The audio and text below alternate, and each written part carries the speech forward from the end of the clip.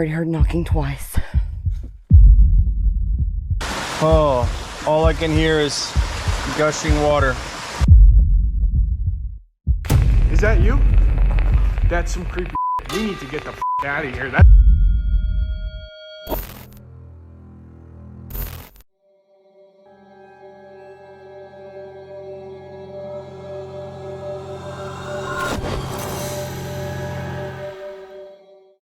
The first video tonight comes from Tyler Reynolds TV, a US-based paranormal investigation channel focused on immersive, real-time explorations of allegedly haunted locations. Tyler and his team favor long sessions in forests and abandoned areas, allowing activity to unfold naturally rather than forcing reactions. It is March 3rd, 2024, in Freetown State Forest, Fall River, Massachusetts, United States. The investigation begins at the Forest Gate, where Tyler outlines the dark reputation of Freetown State Forest, a location linked to unsolved murders, suicides, and decades of reported paranormal encounters. As they enter the woods, occult-style graffiti is spotted among the trees. Almost immediately, faint footsteps and whisper-like sounds are heard, while wind and rain begin to intensify, setting an uneasy tone from the outset. These are some f***ing creepy woods, dude. It sounded like something was thrown. Did you hear that? Yeah.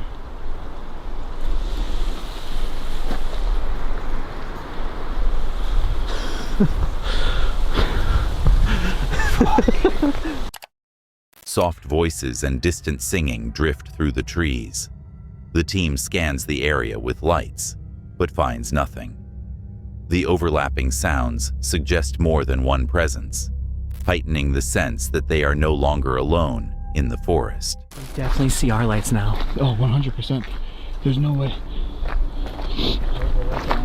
After hearing all those stories, and now we heard people shouting and banging up there, I don't want to be near it. Nah. Alright, we'll tell what's... Let's just get the out of here. We'll talk. At a cliff edge, the group becomes disoriented. Shouts and distant lights appear through the rain, while equipment begins to malfunction intermittently. As conditions worsen, the combination of poor visibility, failing devices, and unexplained activity creates a feeling of imminent danger, as though the forest itself is reacting to their presence. We can't be screaming. He's here. He's here. You yelled for him. You called for him. He blew out 3 lights. That's how he showed he was here, and we didn't even notice it. Who's he? Is this the man that I called in who's taunting Tori? The evil, demonic man that haunts these woods? Identify yourself. During a spirit communication ritual involving 3 candles, all 3 flames are extinguished simultaneously, with no clear explanation. The team reports an immediate surge of anxiety and the strong sensation of being watched, marking the clearest moment of direct interaction during the night. The investigation reinforces why Freetown State Forest is regarded as one of the most haunted forests in the United States.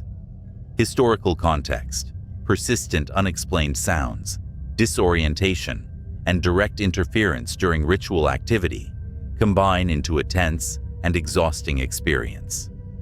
Tyler and the team leave the forest soaked, shaken, and visibly affected, carrying the strong impression that whatever inhabits Freetown State Forest is not only active, but aware of those who enter. Before we move on, if you're enjoying the video so far, leaving a like really helps. And if you haven't subscribed yet, now's a good time. We recently passed 50,000 subscribers, and that's entirely because of you. The next target is 100,000 before the end of the year. Ambitious, but worth aiming for. There's a hidden word somewhere in this video. See if you can spot it. Now, let's continue. The next horrifying video comes from Hidden Camping with Zeb Chandler, a US-based outdoor adventure channel where Zeb stealth camps in extreme and concealed locations. His content focuses on survival skills, real risk, and immersive overnight experiences in environments that are often unstable and unpredictable. It is October 18th, 2025, in a national forest valley with waterfalls, United States. Zeb descends into a narrow waterfall valley, carefully scouting for a hidden and defensible campsite. He settles on a sandbar beside the creek, gathers dry wood, and clears debris to make space for a fire and hammock. The valley feels remote and enclosed, with steep sides and limited escape routes. Although the setting is calm, the constant sound of running water and the isolation keep him alert as he organizes his gear. Snake jumped out at me. A most likely poisonous one, just a reminder. Look at this. That guy. Whew. My God.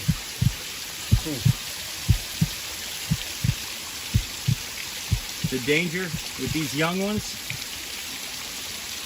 is they're not old enough to run and smart enough to run away.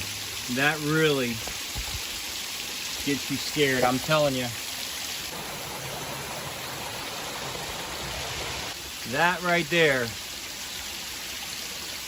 my God, that guy right there gets your adrenaline going. I'll tell you that.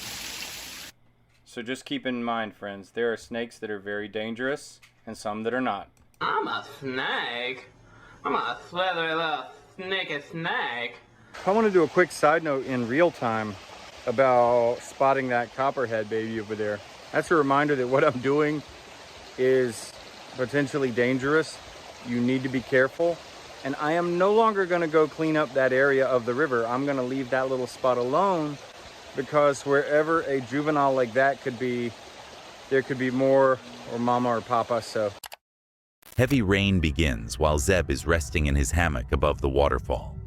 He scrambles to secure his gear under the rainfly and abandons the fire as water levels begin to rise.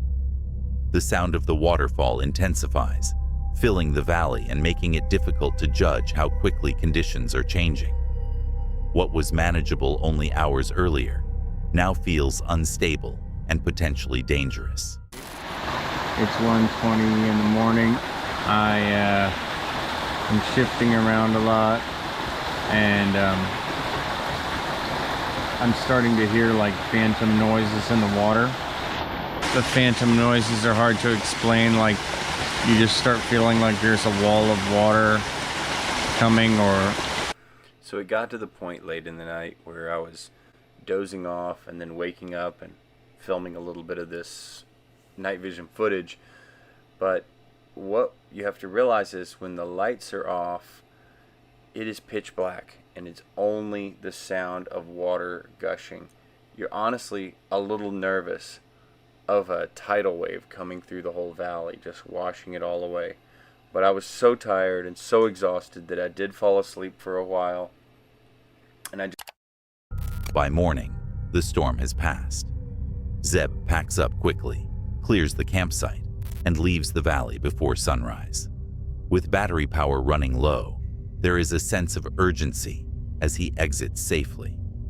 Reflecting on the experience, Zeb acknowledges the extreme risk of camping in confined waterfall valleys, where rising water, wildlife, and exhaustion can combine without warning. The night stands as a reminder that even well-planned stealth camps can turn dangerous when nature shifts unexpectedly. The next chilling video comes from Achu, a creator-led channel known for spontaneous uploads based on whatever the creator is currently fixated on. In this instance, the focus shifts unexpectedly to a paranormal investigation, blending humor with raw, unscripted reactions rather than a structured ghost hunting format. It is January 10th, 2026, in the United States. He's ready. He's never been more ready in his life. Ready. Are you excited? No, I'm scared. Do you want to hold the camera? We're outside in gardens right now. Oh, did you see that? Whoa. Oh, sh**. Yo, oh, oh. Oh my God. Did you see that? No. What the f? All right, radio guy, give us the instructions, yo. The ghost's name is Ryan Bergara. He mysteriously here in broad daylight. Be aware. Type shit. Peep the loadout. We're ready. We got that flashlight, authentic. You got my flashlight. We're all ready. Want me to grab the spirit box? Yeah, get that spirit box. I'll carry the flashlight, camcorder, and the Ouija board. All right. Let's get it, boys. Let's go. Oops. Is that it? All right, let's go in there. Or just back in real quick. Oh. Go in without me. All right, we'll just meet you in there. Just pull up in there. All right.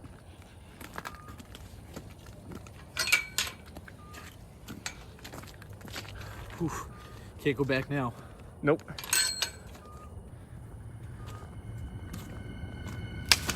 Did you hear that? Did you hear that? Oh my God. Oh, what is that? Is that him? That's fucking Brady, you dumbass. All right. No. I'm gonna slip into this.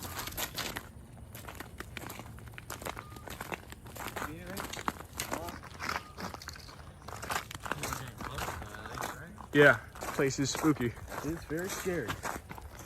No wonder someone died here. Yeah, this is kind of a place to get honestly. I wonder how many more people died here than just Ryan. Ryan Berger.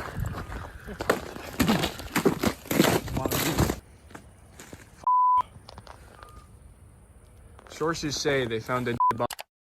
The group arrives outside an abandoned location late at night, joking nervously as they unload equipment. Despite the humor, there is visible anxiety as they discuss the site's reputation and the reported death of a man named Ryan Berger. They prepare a spirit box, Ouija board, flashlight, camcorder, and notebook before committing to enter. New channel. So if there's any kind of ghost that's trying to communicate with us, he would be able to talk to us through this spirit box. Let's see. How old are you? Yeah, good one. Say 30? Yeah, maybe. Did you hear that? That's not 30. Where did you die? Let me change this sleep rate. We'll do 100. Daughter? Daughter. Daughter? Okay. Do you have a daughter? Vinny? Daughter kill him? Did your daughter kill him? Should we leave? Yes. Yeah? Wait, Okay. no, Whoa. that was actually spooky as hell. Alright. Alright. No, I mean, it's just a spirit box. What's the chance? Yeah, what can it do? Just do to us? Bad Alright. idea. So that counts as spirit box evidence. That is spirit box. I think it was scary that it said we should leave. I don't know if we should continue. Using a spirit box, the group attempts communication. Responses appear unusually direct, repeatedly referencing a daughter and issuing warnings that suggest they should leave. Although clearly unsettled, the group chooses to continue, hoping to document more evidence. What is this?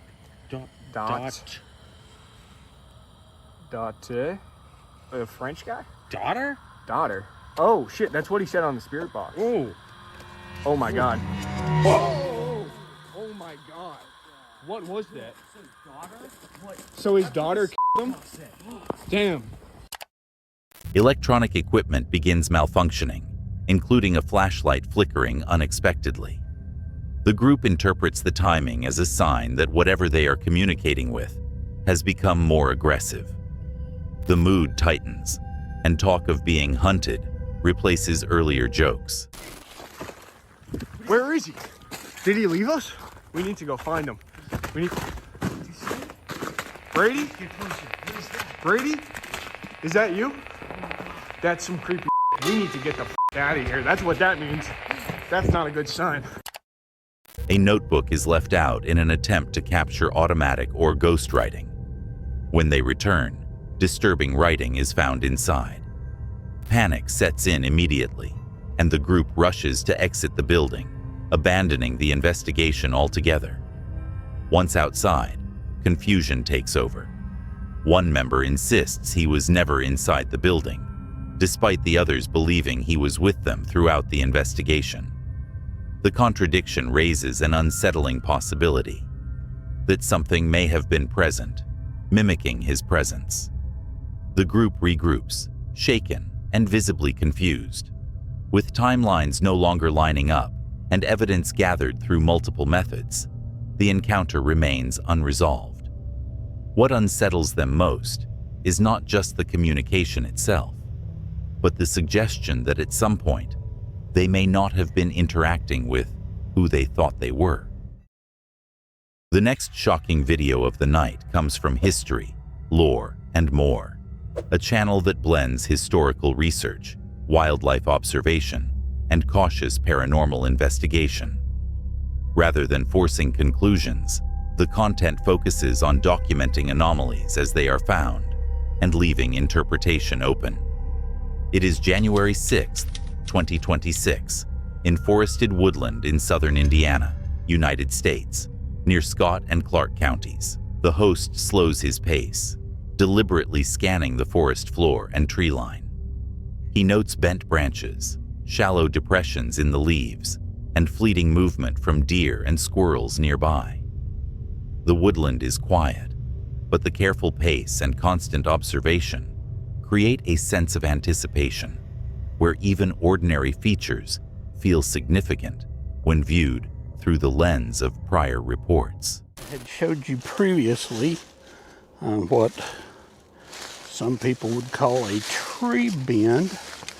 And like I said, I've showed it previously, but it has changed. Get around here where I can see it. That end that is pointing to the left, I don't know how well you can see it, but when I first come across this bend, you see it bends around right there, the end of that was down underneath these sticks, or I won't say they were underneath the sticks, but they were down here with these sticks. So this could be completely natural that it popped back up. I'll try to, I think that was maybe video 3, the first 5 that I posted. So I will try to go back and take a still out of that video and show it to you here so you can compare what it was. Further along the trail, depressions in the forest floor catch his attention. One impression resembles a heel-like shape, though the ground is hard-packed and no clear trackway follows. He records the finding, stating clearly that it could be natural and offering no definitive explanation. So, I just thought it'd be kind of fun to come over here. Ooh, get over that log without killing myself. But a lot of trees down. These have been down for a long time. But there's been a couple of tornadoes come through this area. So they have a lot of tree damage. But now, like I said, these have been down a very, very long time, probably even prior to the 2012 tornado that came through here. So anyway, but I just thought that was kind of funny that from a distance looked kind of like something hairy. Before leaving the area, he points out an X-shaped formation on the forest floor. Its origin is unclear and likely natural, but it adds to the collection of unusual features documented during the hike. The host continues his hike without finding conclusive evidence of Bigfoot activity. Reflecting on the day, he stresses the importance of careful documentation and resisting the urge to force interpretations where none are certain. He notes plans to explore other reported sighting areas in the region, acknowledging that while the hike yields no answers, it reinforces why these forests continue to draw interest. The video closes on a contemplative note, a reminder that mystery in the wilderness often lies not in what is found, but in what cannot be confidently explained. The next video comes from I'm Just Adam _, a UK-based paranormal investigation channel known for real-time night explorations using EMF meters and spirit communication apps. Adam's approach balances grounded commentary with long, uninterrupted sessions that allow activity to unfold naturally. It is December 24th, 2024, in Daring Woods, also known as the Screaming Woods, Kent, England, United Kingdom. Adam and Stephen arrive at Daring Woods on a freezing December night. They outline the forest's reputation, referencing reports of unexplained screams, strange lights, and historical discoveries of bodies in the area. As they enter the dense tree cover, visibility drops sharply. Almost immediately, the EMF meter begins spiking, suggesting activity before the investigation has properly begun. Oh my god, it just said... Hold on, do you want to come and zoom into this quickly? What did it say? Did it say devil? No, it said the others scare me. Hang on. Oh, that's way too...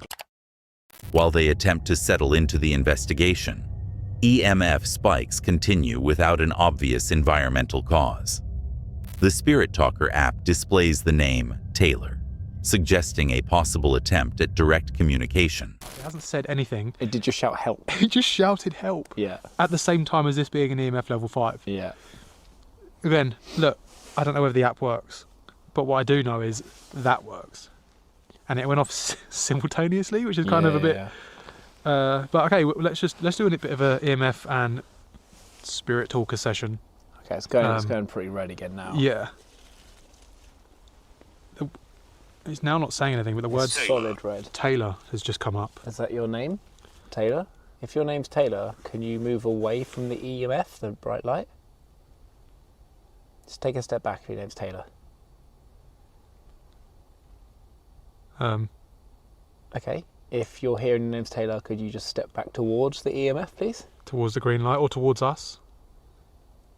If we can just make that light red again if your name's Taylor. Thank you. That was some pretty... At the peak of EMF activity, Adam's camera battery suddenly drops from 39% to 0 without warning. Immediately afterward, the Spirit Talker displays the word bye, and EMF activity falls away almost entirely, marking an abrupt end to the interaction. Okay, I've got a fresh battery in. We're on 100% again. Bro.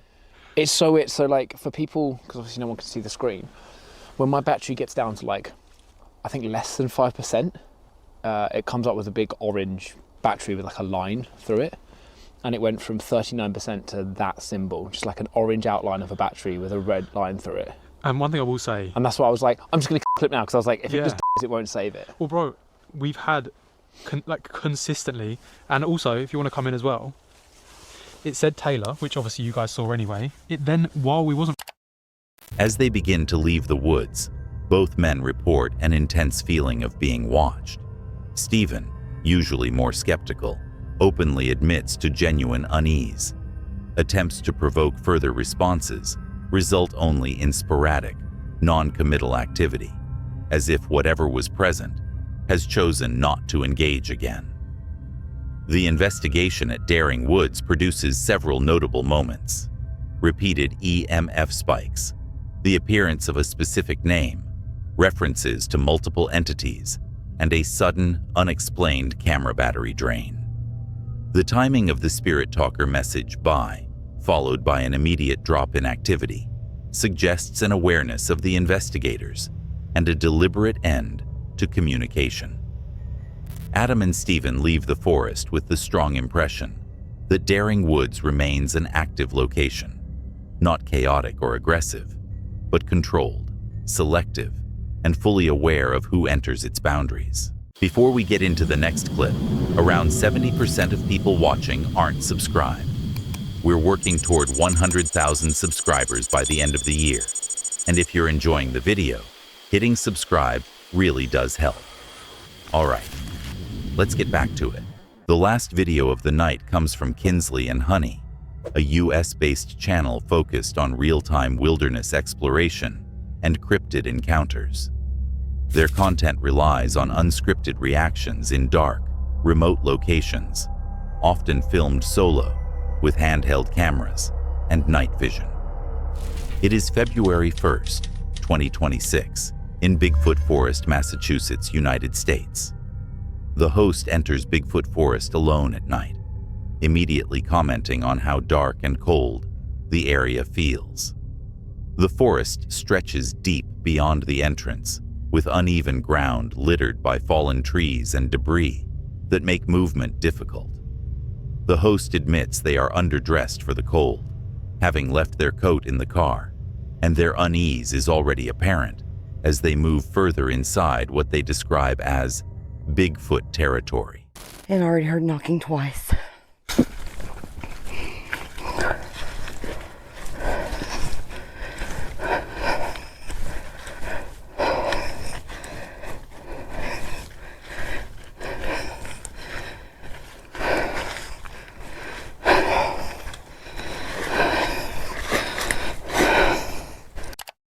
More unexplained noises are heard deeper in the woods. The host becomes increasingly anxious, repeatedly hoping the camera is picking them up. The sounds are difficult to place in the darkness, adding to the growing sense of uncertainty. But, wait, did I just see eyes? A light? What is that? What is that light? Oh, maybe it's just a sign. But something came from right there. Something came from right there. Let's see if I can get my night vision goggles to record. All right. The host briefly believes they see eyes or a light in the distance. They attempt to rationalize it as a reflection or sign, but remain unconvinced. The lack of clarity clearly unsettles them as the forest stays active with sound. After switching to night vision, movement is spotted coming from a specific direction.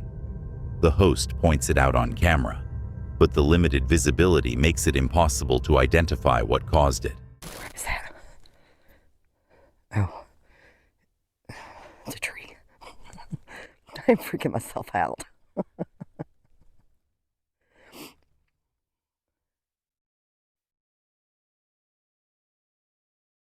I don't see anything, though.